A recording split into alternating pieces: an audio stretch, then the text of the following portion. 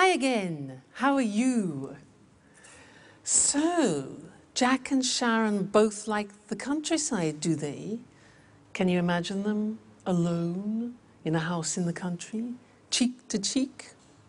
We'll see, could be interesting.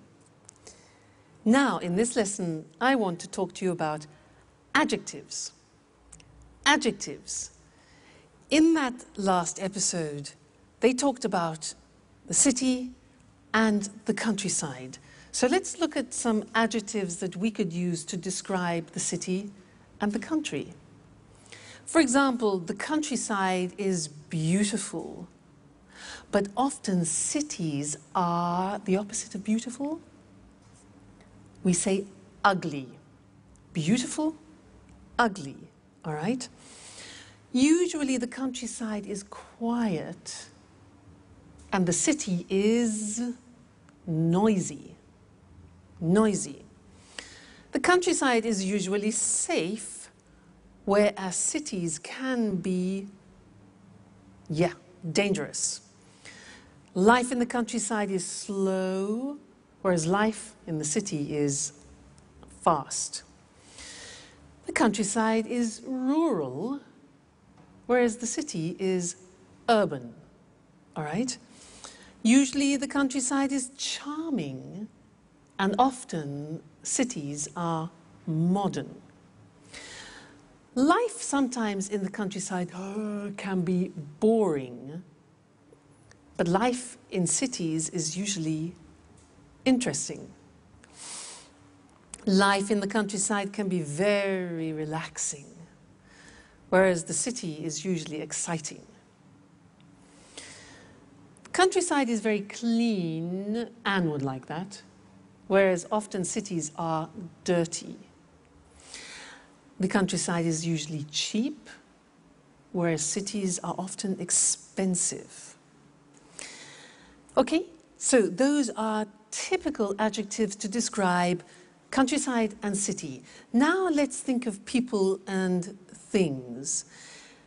Well, people can be young, but things, we wouldn't say things are young, we would say things are new. So a book is new, but my brother is young.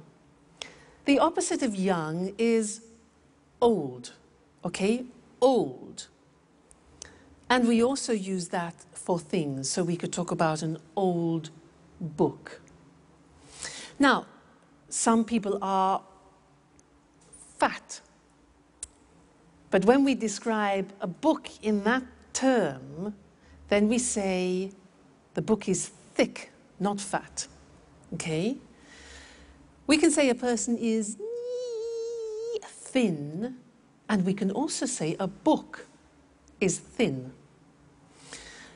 Then somebody is 2 meters tall. Somebody is tall, whereas we would say for a building, the building is big or high.